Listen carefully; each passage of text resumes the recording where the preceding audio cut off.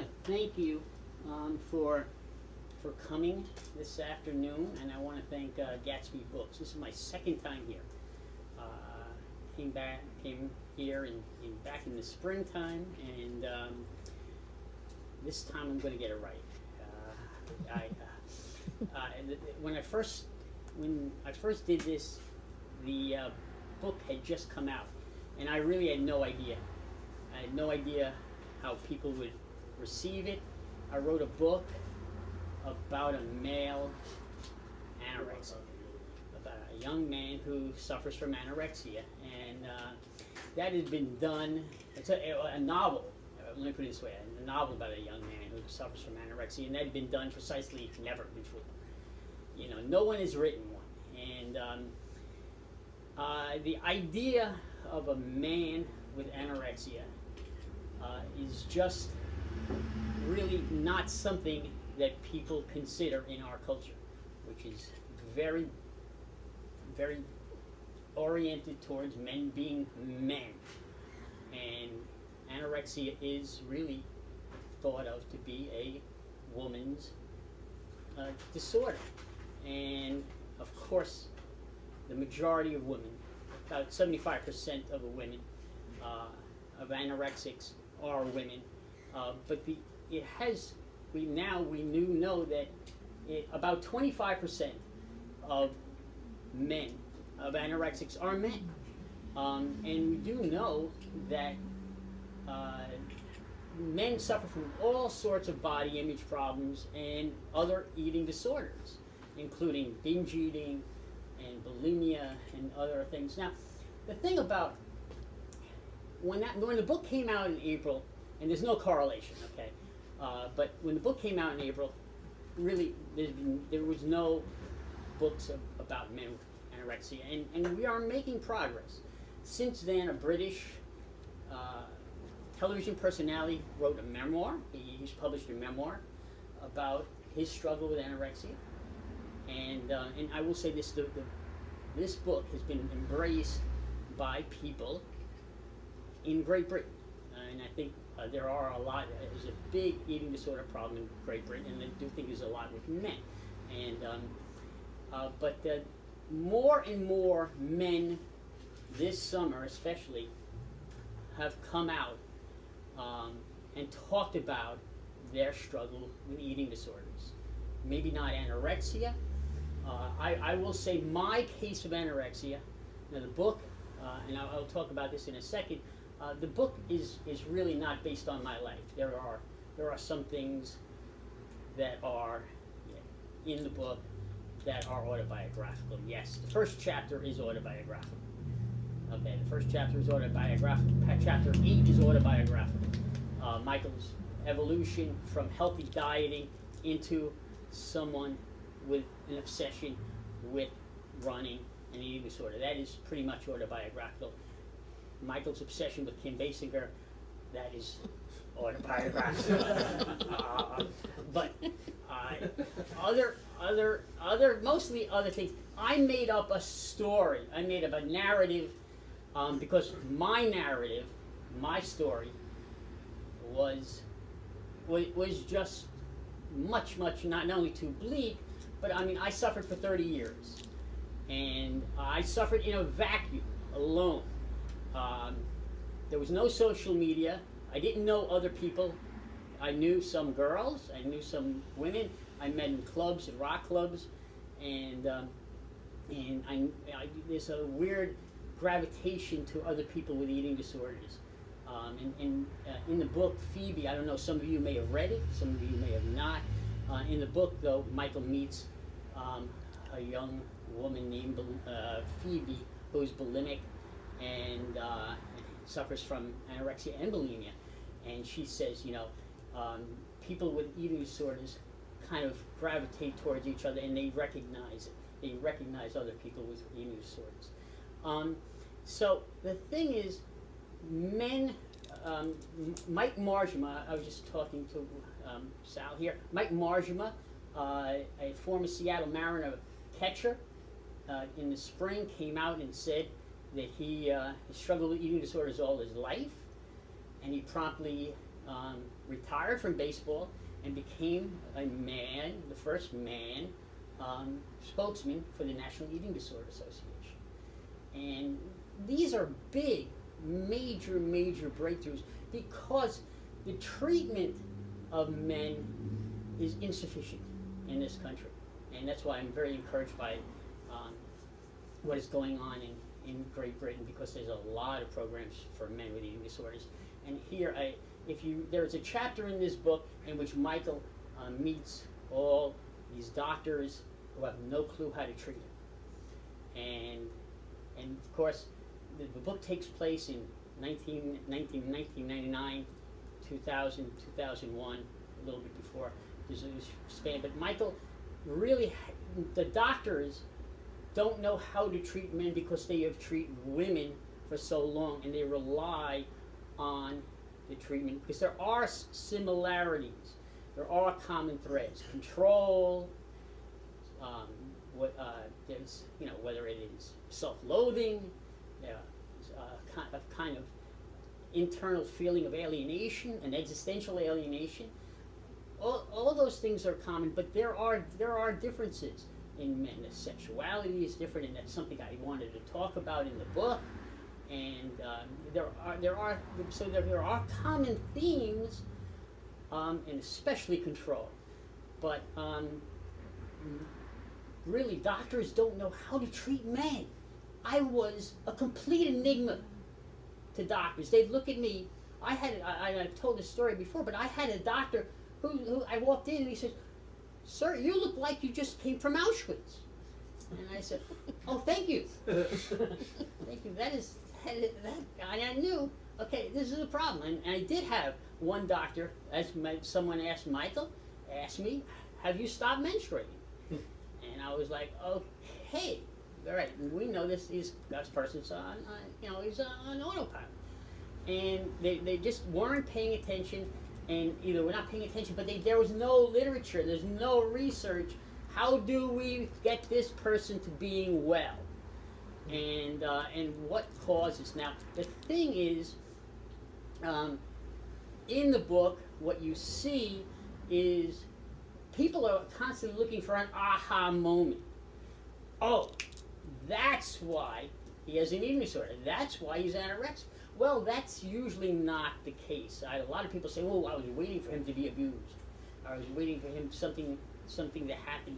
Well, it's a confluence of things that cause the problem and cause Michael to lose his sense of identity, because ultimately the book is called Call Me Anorexic, and it begins Call Me Anorexic. That is obviously a play on Moby Dick, but that is how Michael identifies himself, as an anorexic, not as a person. And he needs to figure out how he can become Michael, the person. If you notice, throughout the book, Michael is called different names by different people, different nicknames. And what I want to do there is to show he's still unsure of his identity. It's not until he reclaims his name, Michael, at the end, that he comes to a semblance. And I'm not going to give the ending away. Don't worry. I'm not going to give the ending away. No problem. He comes to a semblance of well-being. And again, what I wanted to do in this book, and it's very important, is for people to understand. Here, I have to say this because I watched the television show Sharp Objects. Did anybody watch the show Sharp Objects on HBO? No? Okay. Well, I'm going to make a reference that nobody even knows what I'm talking about. I see. So, no problem. But in shorthand is, first 7 episodes is a self-abusing woman, and she's a mess. She's an emotional mess. And the last episode, she has an epiphany, and she's all better. She's been cutting her body. I mean, it's a horrible, horrible story. And there are so many young women cutting themselves. But she's cutting her own butt. In the last episode, she's beatific, looking happy and wonderful. And that's how pop culture represents mental disorders and mental illness. And, oh, there's a magic button, and I pressed it, abracadabra, you're fine. That's pop culture. And for people like me, Michael, and other people, it's a lifelong struggle to recover. You're constantly in recovery. You know, I mean, I'm 10 years now. I'm in recovery, and obviously I eat, but there are scars, and you're constantly always thinking about what you went through. I mean, for me, it was 30 years. Imagine not eating, and I'm not saying, oh boy, look at me, but I'm saying imagine not eating for 30 years and then adapting back to eating. Last time I ate normally was 17. For Michael, it's 4 years. It's essentially 4 years. And so the chapters in the book in which he eats with other people, including his sister-in-law Monique and Richie, his friend, very important, and nutritionist, but also his doctor, which is what I'm going to read today, the end of what happens after he eats with him.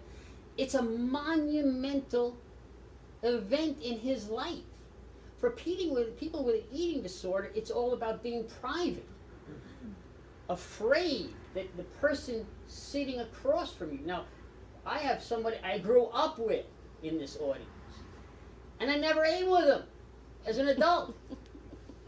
I never ate with him. Think about being with your friends. I have my nephew here, who when I was growing up, which I tremendously regret, I never ate with him. And it still breaks my heart. Okay? But imagine all the times you go out with your friends, and if you say, you know, I'm not eating with you. I can't eat. Imagine what that would be like. Imagine how alienated you would feel. How alone you would feel. And that's what Michael goes through.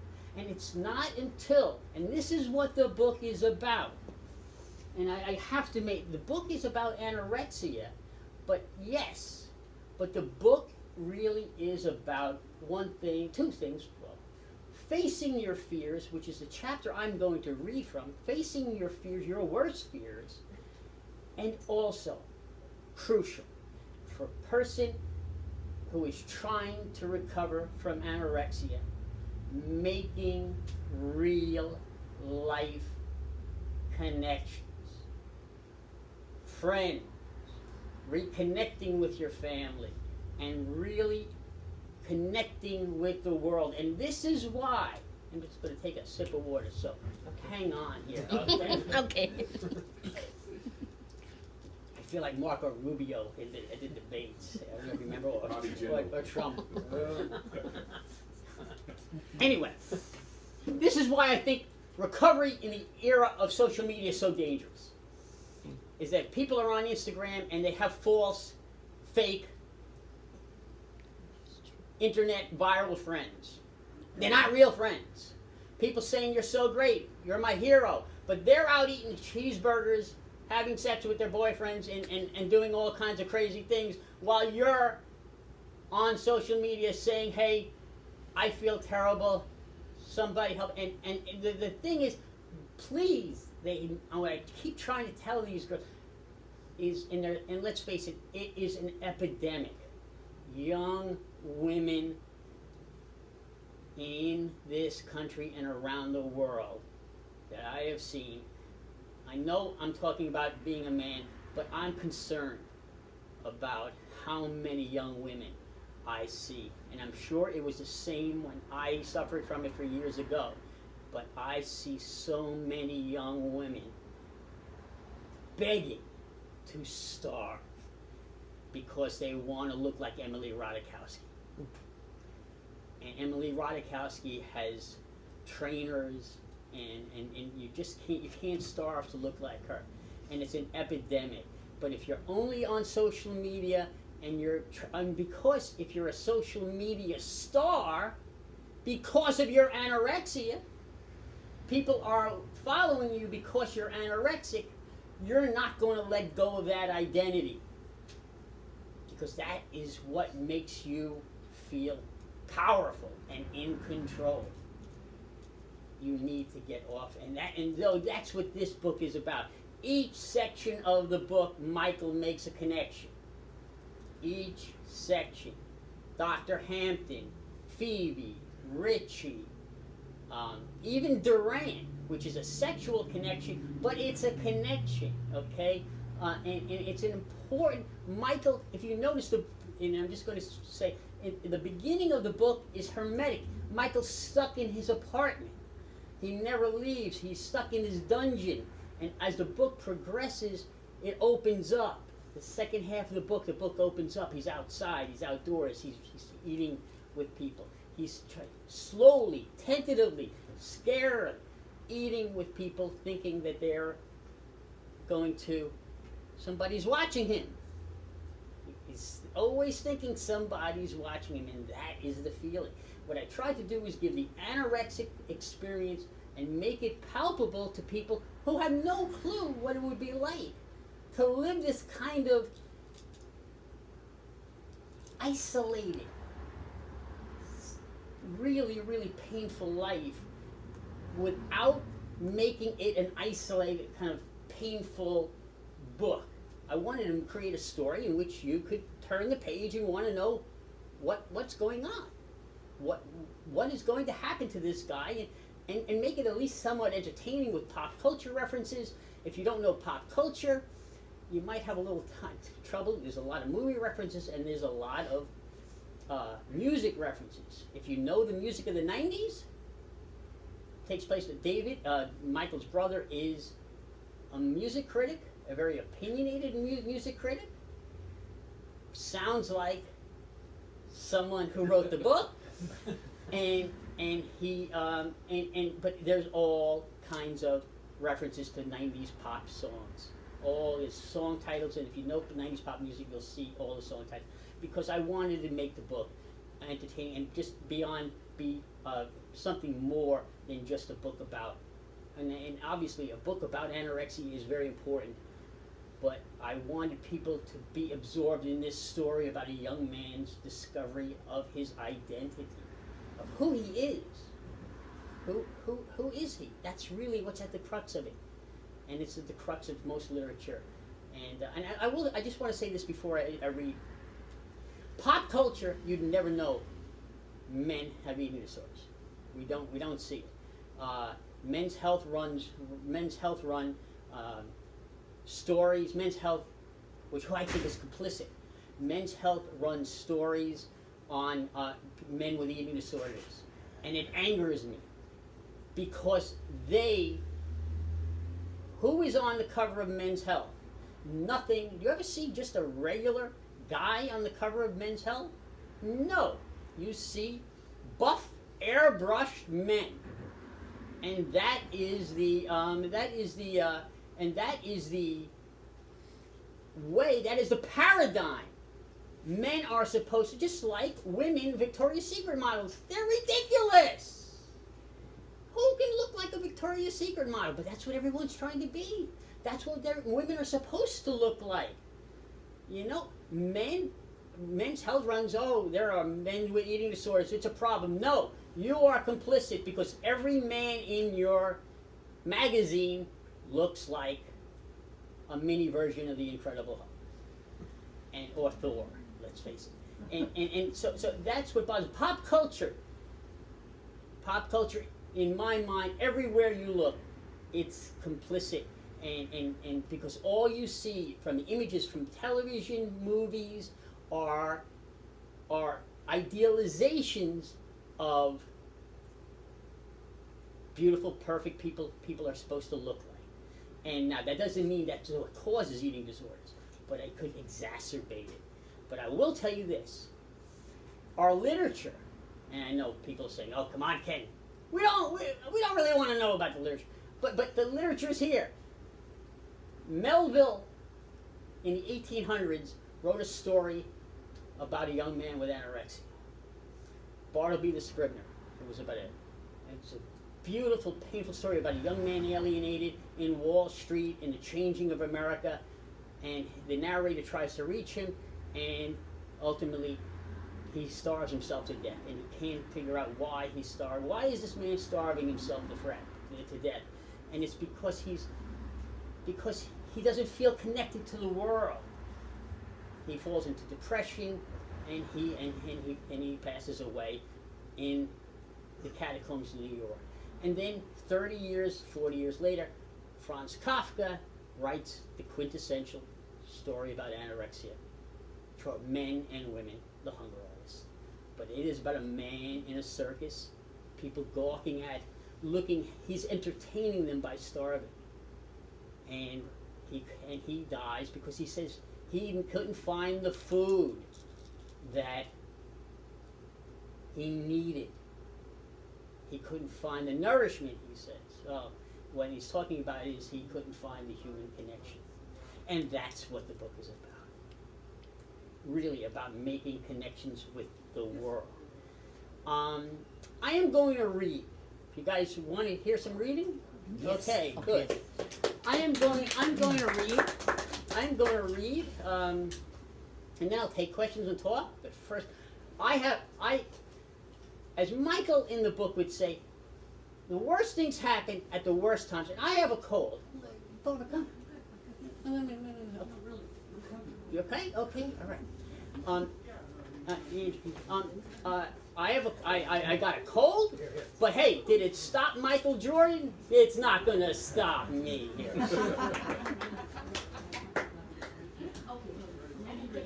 No. So, let me just set this up. This chapter is from a little bit later in the book.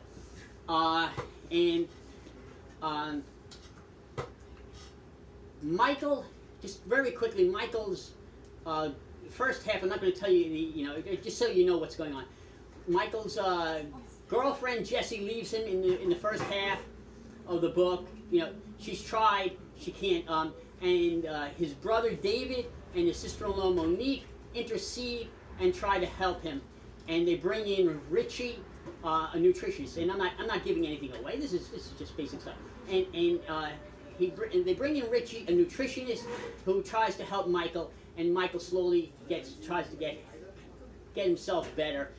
And in this chapter, Michael obviously is in therapy with Dr. Hampton, and I'm very proud to say that Dr. Hampton, by people who have suffered from anorexia, Dr. Hampton is one of the more believable characters, and I wanted to make a doctor.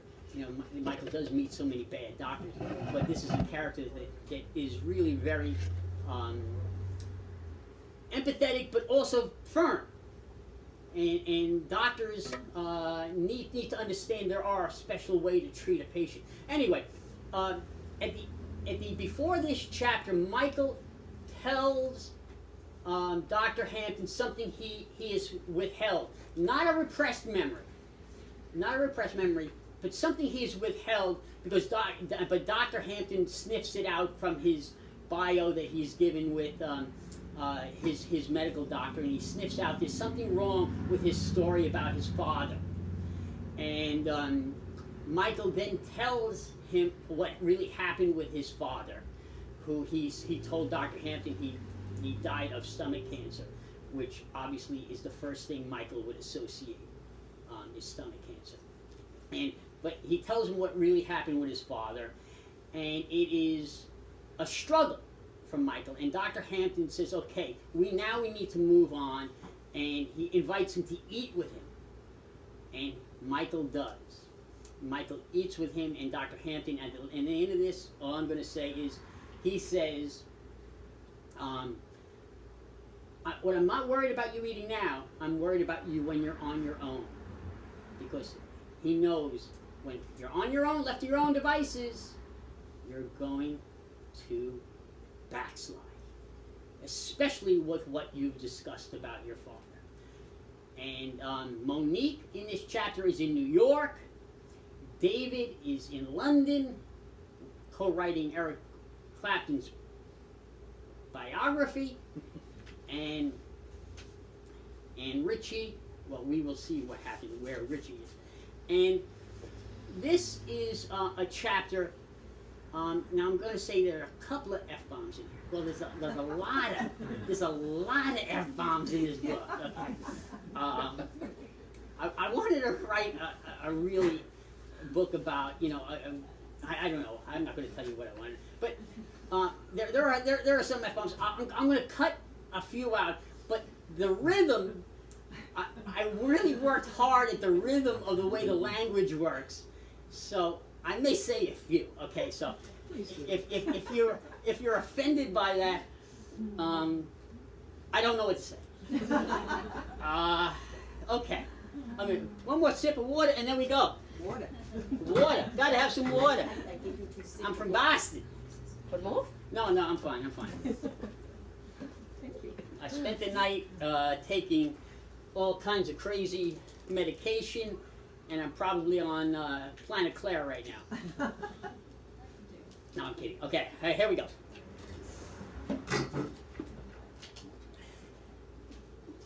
Dr. Hampton was right. The next 2 weeks became a queasy nightmare that nearly subverted whatever stability that I'd achieved. Every bite turned into a landmine again, and each day I found myself staring at the smoothie in the blender, convinced I was about to drink toxic waste. As much as I tried to focus on the life ahead of me, all those easy triggers, habits, and familiar grotesque feelings kept flooding back. One afternoon, while watching Mario Batali's Sauce's Gnocchi on television, I yanked the full-length mirror off the back of the bedroom door, carried it down the stairway, and tossed it out onto the street. I could not let it mock me anymore. A stoned white girl with a nose ring and knotty blonde dreads rushed up to me and asked if she could have it. She quickly balanced it on her head with both hands and bounded away. It was such a relief to transfer all that torment in that funhouse mirror to the blithely unsuspecting waif. I was fully cognizant of the black hole sucking me back in, so I called Dr. Hampton to set up 3 two-hour sessions for each week. I was finding refuge in the one place I had so assiduously avoided for years. There just didn't seem to be enough time to quell the incessant static between my ears. So much revisiting, rehashing, and remembering. We were drilling deep, but I frequently found myself sitting in the rocking chair wondering if perhaps some things should just stay the fuck buried. I'd opened the Temple of Doom only to realize there would be no Indiana Jones or movie magic to set the world back on its axis. I had to be my own hero. But the therapy was so emotionally taxing. There had to be some kind of shortcut to a semblance of well-being. I'd always read about celebrities or movie stars going into analysis and coming out the other side. The bookstores had thousands of self-help books by smiley, happy people who used to be miserable. What if I was this not fit to join the club? Maybe some patients never get fully rehabilitated or find their true selves.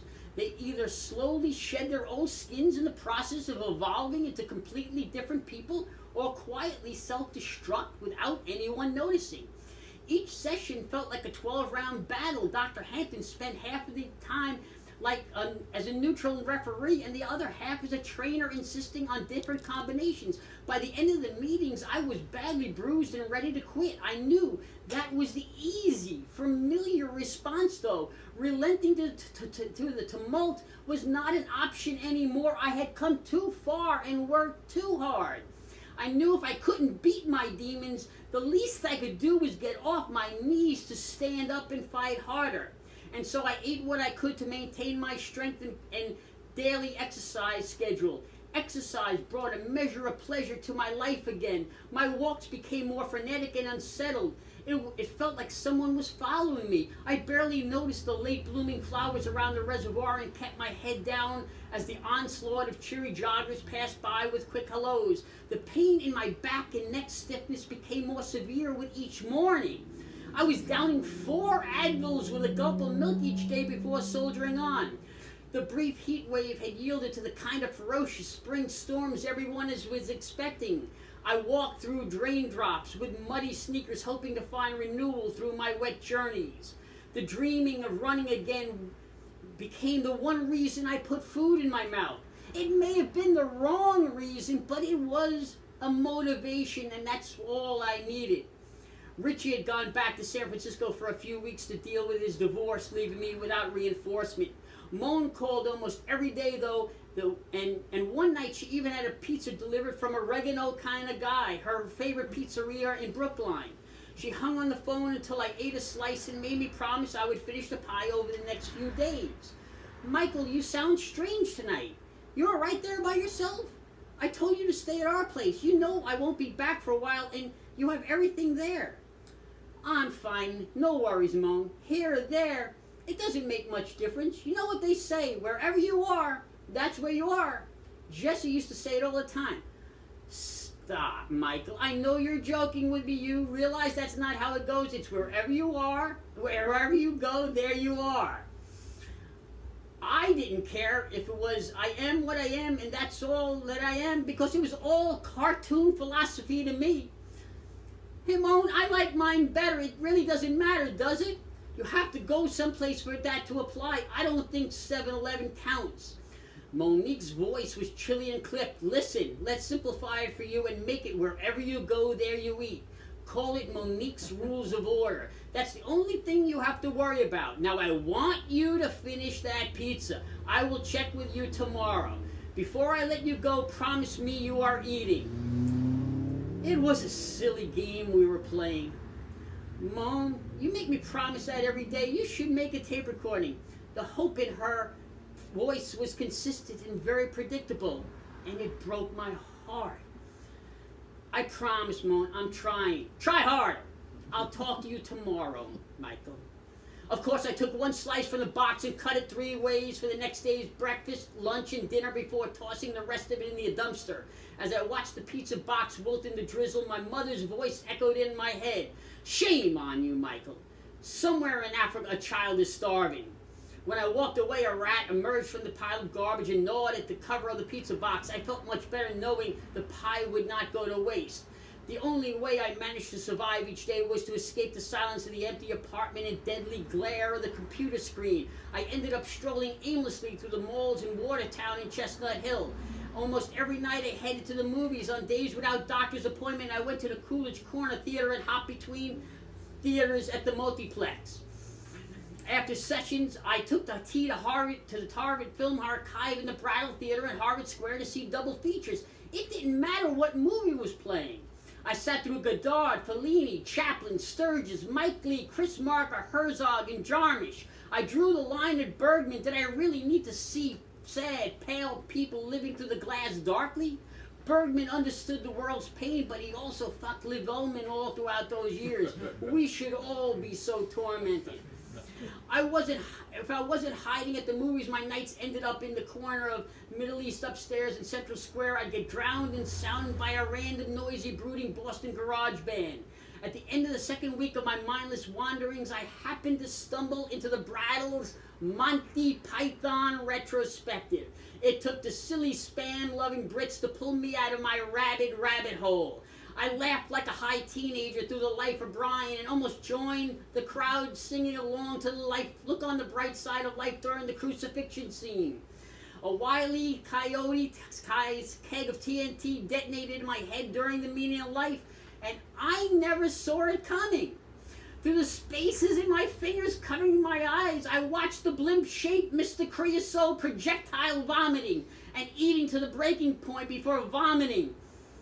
Before exploding. To the breaking point before exploding. The scene's grandiose absurdity and outside slapstick evoked grimaces of disgust and uproarious laughter from everyone in the theater. As often happens when sitting anonymously in the dark with strangers, I found myself caught up in the communal hysterics. It brought on a strange, wonderful sense of freedom. On the screen was my worst nightmare. An obscenely fat man bursting open from morbid obesity. For years I'd imagined my waist rupturing after one too many imaginary donuts. And God damn it, there I was watching someone do just that. And yes, of course, it seemed beyond the boundaries of ridiculousness. I sat amid everyone in the theater, sallow-skinned, skinny women, squinty-eyed, chubby men, and popcorn-eating, finger-licking teenagers, squirming in fits of laughter. The girl next to me had tears of joy running down her cheeks. They were laughing at my most terrifying fear. I stared at the disgusting vomit-stained restaurant on the screen and thought perhaps my whole life was just one big fucking joke. The entire crowd was laughing at me. And for the first time, I wondered if maybe, just maybe, it was time to laugh along with them. I wasn't going to explode like Mr. Creosote. No one explodes like Mr. Creosote. It was comical and ludicrous, and it was my life's obsession. Perhaps the only way I was going to survive was by acknowledging that my very existence had become a sick farce. Somewhere in a village in Africa, a mother was telling her son, an adult in Boston is starving because he's unhappy. He's unhappy. Those Americans and their unhappiness. I left the brattle dazed and wandered around Harvard Square with the audience's delirious laughter still ringing in my head. It was like a beautiful morphine dream. In the Massachusetts Avenue Music Pit, a saxophonist played a slow, sensual take on Just Like a Woman, while a bearded man with a long braided ponytail and an acoustic guitar sang The Ghost of Tom Joad in the front of Old Bon Pan. While frantically navigating through the crowd of students, I so sure I saw my dad, the thick tufts of hair and wounded eyes. He was tossing money in a guitar case. And for a quick moment, barely a flash, there was Jessie. Her blonde hair gently flowed in the breeze as she walked past a double-parked Hertz truck on JFK Street. They were there. I saw them. When I opened my eyes, a woman with thick glasses kneeled before me while holding my wrist. A small group of stern, concerned men and women stared down at me. "Do you need the police?" the woman shouted. "He passed out! Call the police!" I was on my back next to the out-of-town news rack in the heart of the square. "I didn't pass out, did I?"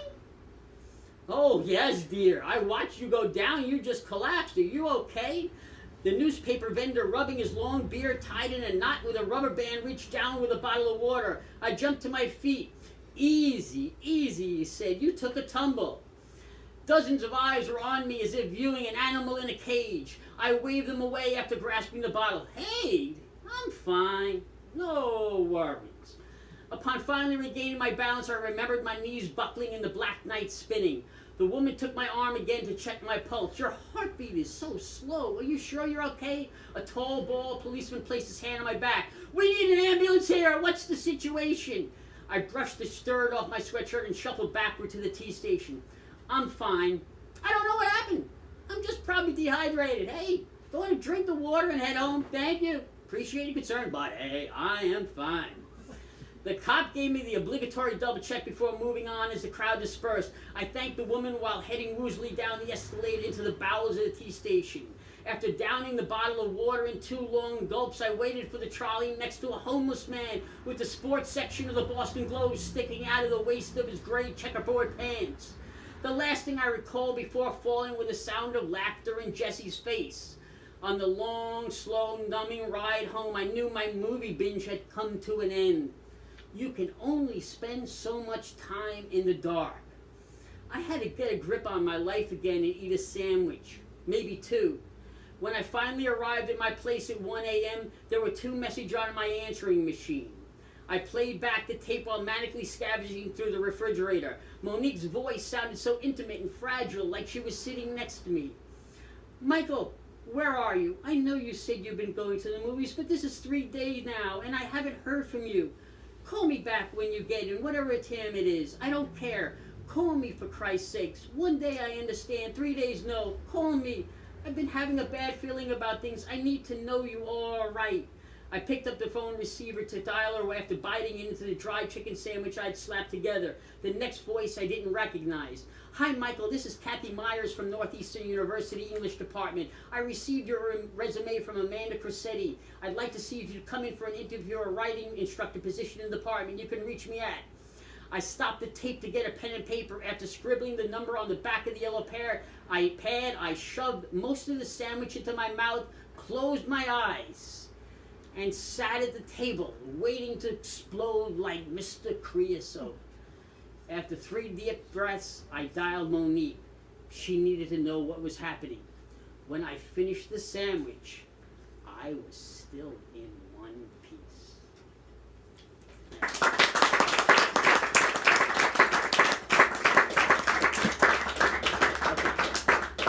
That chapter basically, and I will say this, okay, that chapter, it's the shortest chapter in the book, and it took me months and months to write, and even more months and months to rewrite. I just couldn't get the rhythm right. For some reason, I maybe it's not right. I don't know. Maybe I never got it right. I don't know. But I hope I did. But it really, I labored over each word and the rhythm of the words and things like that, and really getting across what I wanted to say, because this is a turning point for Michael in his story, he faces what, and he realizes there's something he's got to get with life. There's something that he is fearing, and he's got to confront that fear and move on.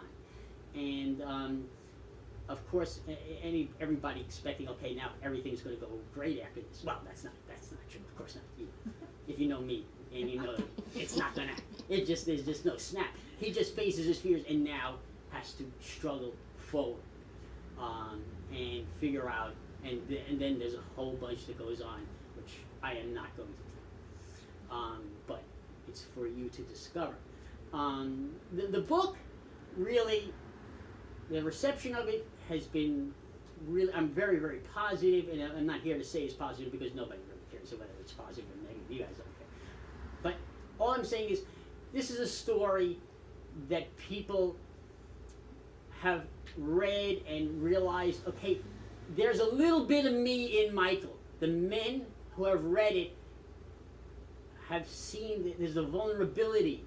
There's a vulnerability and a kind of unsure nature of an existential crisis that men tap into. And it's interesting, I'm getting all letters and emails from men around the world, and especially from my hometown, telling me, hey, I don't know anything about anorexia, but I identify with a lot of the things he's dealing with, especially around women. Michael's never, if you notice, I subvert the relationship between men and women, and I'm going to take questions in that, but I subvert the relationship in almost all literature, pop culture. Men are always dominant. Men are always in control. And in this book, every scene, Michael's with a woman. He is not. The sex scenes, obviously, he is completely out of control. I mean, he's not like the Gimp in Pulp Fiction, but he's just he's unsure of how to proceed, and he has to be taught. You never see that in popular culture because we still have a macho code, a manly testosterone code. And I could go on with the male hero in Wonder Woman, and why she's in control, but they still make the guy a guy, and I could go on all popular culture things, but I'm not going to.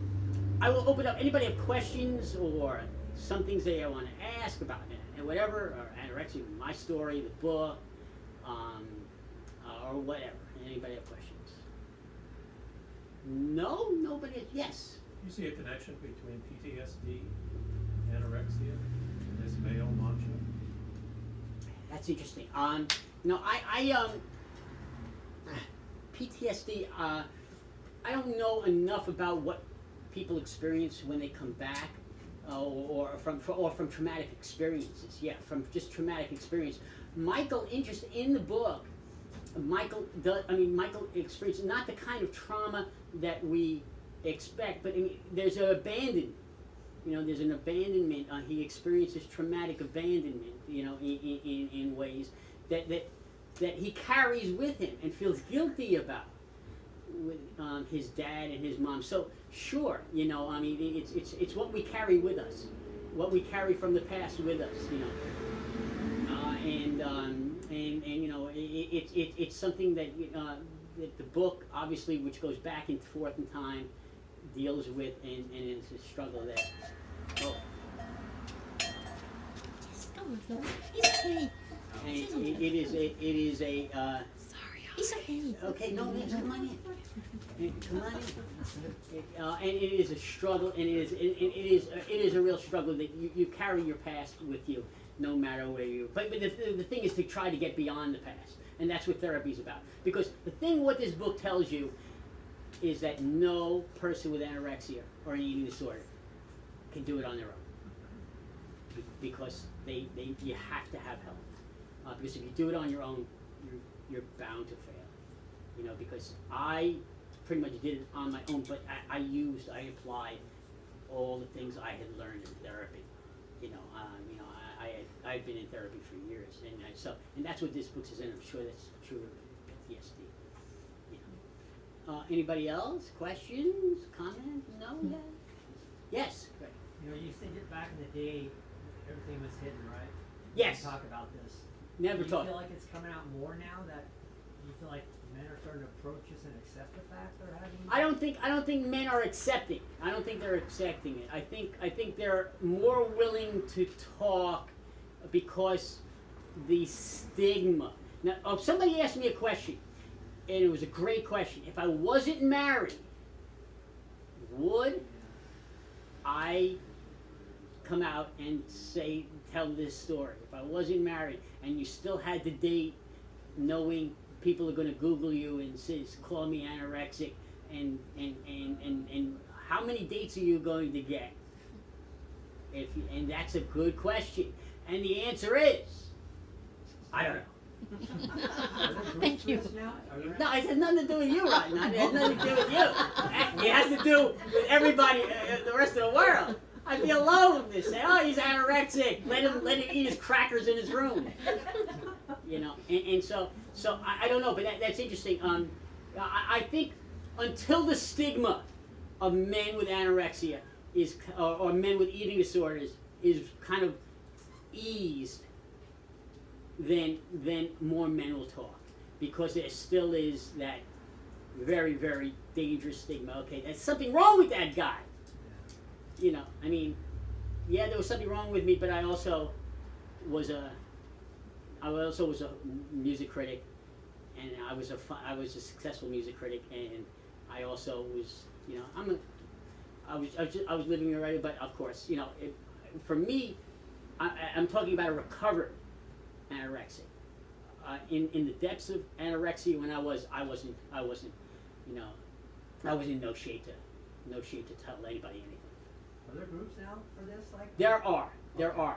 It's very, very important. In the Emily program, there are a number of the National Eating Disorder Association, the Emily program. But I will say they're mostly geared. There's a organization here in Long Beach that's mostly geared towards women. They don't really accept women. And it's something that I experienced. I couldn't get into an inpatient eating disorder in all of New England. I couldn't get into one. You know, I couldn't get in because, of course, there are boundaries. You know, you can only say so much. Mm-hmm. And that's where I talk to in the book about Dr. Bree. I bring in Dr. Bree, and you know, and that was about, in which Michael tries to join a group of women, and he says, they say no. And that's totally understandable, because you're dealing with issues of sexuality and all other things. So I understand that. But for men, they're getting there. They're getting there. Very good. Thank you. Anybody else? Everybody cool? Yes. Was the very fact of writing this book part of your recovery too? No. I gotta be honest with you. That's a very good question. I tried writing while I was recovering. And I couldn't do it because I was too close. Okay. I was too close. It was too painful. I will say this: when I was writing this, I was experiencing flashbacks. I mean, when I wrote this, I was. There was one night. I was writing. It's in this book. It's chapter 3. Michael experiences pains in his chest, and he starts fainting. And when I wrote that, I never forget it. I was writing, and my my wife was sleeping, and I started feeling all that again, subconscious, this powerful, powerful thing. And I started feeling all those things, and I panicked because I was saying, oh my God, is this happening to me? You know, am I having a heart attack? And I went out, and I lived by the beach, and I walked around the beach, and I sat in my car and turned up Prince really loud. Really loud. I sat in my car, and I was like, okay, no, this is 2015. This is not, you know. And so I was, because everything, and also I was way too angry. So the characters, Michael was angry at everybody. The first draft of this book, Michael was just a pissed off guy. He's cursing at everybody. He hates the world, everything. Happy people, he hated everybody because you see the world, they're happy. Why am I so miserable? So I couldn't write that book. So I took me to be recovered, and I don't think anybody could write while in recovery. But you know, the thing is, what I did when I finished the book, I realized, okay, this is something that was very, very important for me to write. You know, for me to confirm that is a story that needs to be told, and part of it is kind of my story. But you know, it helped me. It did help me get over it. You know, so now you know, I don't tend to be the eating disorder writer from now on. You know, I mean, this is it. You know, people have contacted me. They want to co-write books about men with eating disorders, and I want to write novels, and I want to write novels about dysfunctional people in another way. You know, no, you know, but I mean, just I want to write. I want to move on from it. I don't want to be known as that. But you're right. Yeah. It's too tough. It's too tough to be part of recovery. Yeah. But hopefully, it helps people in recovery identify more. Identify. Anybody else? Questions? Anything? Yes, sir. What was the Prince song? The Prince song. It's going to be a beautiful night, baby. I don't know. You know, I don't know. Well, actually, I do have a question. Yes. Seeking help, getting medical help. Yeah. How expensive is it? And Okay. A lot of people struggle to pay. Good point. And that is part of the fantasy of and I will say this, I had to figure out how to get Michael into therapy, and I made Monique wealthy. And Monique, who has a kind of like a savior complex, you know, not quite, but she's really, she wants to help Michael, and she's wealthy, and she is willing to do what she can. But the reality is, in America today, when I was in therapy, I went into debt because I knew I had no help. You know, I had no help, no financial help, and you know, I went into debt because I knew, well, I was going to die. I mean, part of me was starving to death. Part of me wanted to live because I was still, but it was very, very expensive. And then at points in my life when the money ran out, I just lapsed. And that's when I got into really bad trouble. And that's what happens to a lot of people in America because they can't afford it. Healthcare in America, as we know, is a disaster, and especially for mental health. So even if you have coverage, it probably isn't recognized. You mean if whether mental health is coverage? Probably not. And only certain plans. Yeah, only certain plans. Because, and especially anorexia. You know, if you say you're anorexia, they'll say, "Oh, dude, eat." You know, I mean, you know, they don't really. Okay, yeah, it's kind of, you know, but it's not really completely always really recognized as a major, you know, something that they're going to cover. You know, and mental health in America, you know, every time there's a gun. Violence. Mental health. We gotta work on mental health. And then nobody cares about mental health. They don't care about mental health. You know, it's a total canard. You know, nobody really wants to get to the heart of helping people, you know, who have problems. Not just anorexia, I'm talking all mental illness. You know, and just really quick, just very quick, you know, Mac Miller, the rapper who just died. Very, very terrible story. It was obvious. I mean, it was obvious. It's in his music. it's in his music, this is where I talk about community, to talk about community, people helping one another, I think somewhere along the line we have to help. If we know someone's in crisis, we have to help someone if we know we can. I mean, that was a guy calling out for help. He was pretty much saying, I'm in danger, I'm committing suicide. And everybody goes on Twitter and says, oh my God, I mean, blah, blah, blah. How sad, he was a great guy. Were you there for him? Did you intervene? It's painful because his music is telling you, I'm going to commit suicide. I'm high and I want it, and I pretty much want it. And it troubles me to see that. And that's where I think, people need to say, hey, dude, let's get into therapy and just get into detox and deep rehab and stay there until you're well, no matter how rich you are. Same thing with Anthony, when people, remember when Anthony Bourdain died and Chris Cornell died, everyone's talking about, oh, we got to help each other. We got to help each other. We got to reach out. We got to help each other. We got to help each other. We got to help each other. And you see that all on social media. And then, when was the last time these people called their friends or called their family who was in crisis and other things, and actually didn't text them and say, you okay? When was the last time they called up or visited the house and said, you need help. I'm going to help you. I don't know. I mean, I'm not judging, but I'm just saying we need to reach out to people because it would help Michael, and and really, I wrote this story to say people need to help other people.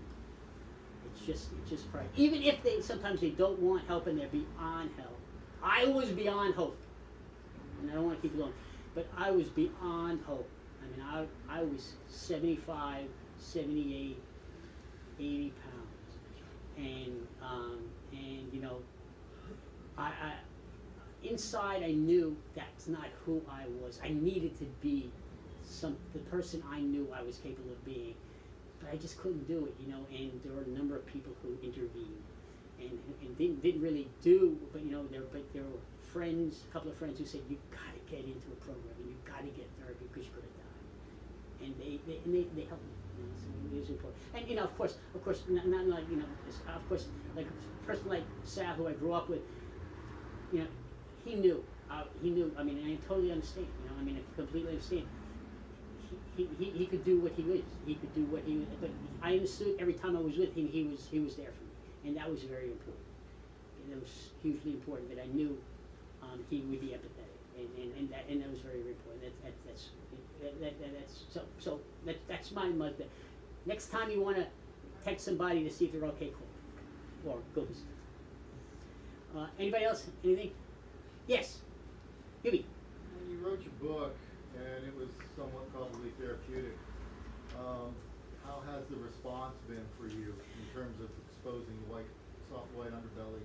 Tremendously gratifying. Tremendously gratifying because a lot of people are saying that they are struggling too, and they are reaching out, and they feel that they identify and they realize that somebody is giving voice. See, when I never had anybody, a male, I don't want to say role model because I'm not a role model, but I mean a male to identify with, and there are a lot of men who and a lot of women too, who are coming out and saying, even though there's a lot of women's literature and a lot of women who are talking about eating disorders, but there's still a lot of women who are contacting me, and a lot of men who are contacting me and saying, and that's gratifying because listen, nothing's going to justify what I went through. Nothing. I mean, I don't care what anybody says. I went through hell, but and it's my and I own it, completely own it, not blaming anyone. But the thing is, if I can help somebody now, from helping somebody, it makes me feel a little bit better. It makes me feel a little bit better. And it's not that this is what I was meant to do, but hey, it helps, and it's not helped me to know that some people are identifying with this and see themselves in Michael's struggle and know that there is hope in recovery. Then that's possible. Okay. Anybody else? Okay, great. Thank you. Thank you all for coming out. I really appreciate it very, very much.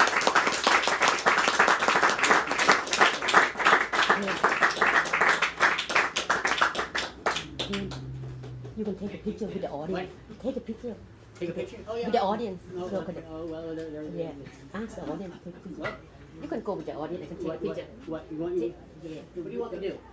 You will go with the audience, Want right? me to I'll go with take you? it. Okay. Yeah. We will take a picture of the audience. Okay. Oh, she wants to take me a picture of the audience. I'm coming to the audience. Yeah. Yeah, why not? Here and here. Yeah. Just body, sir.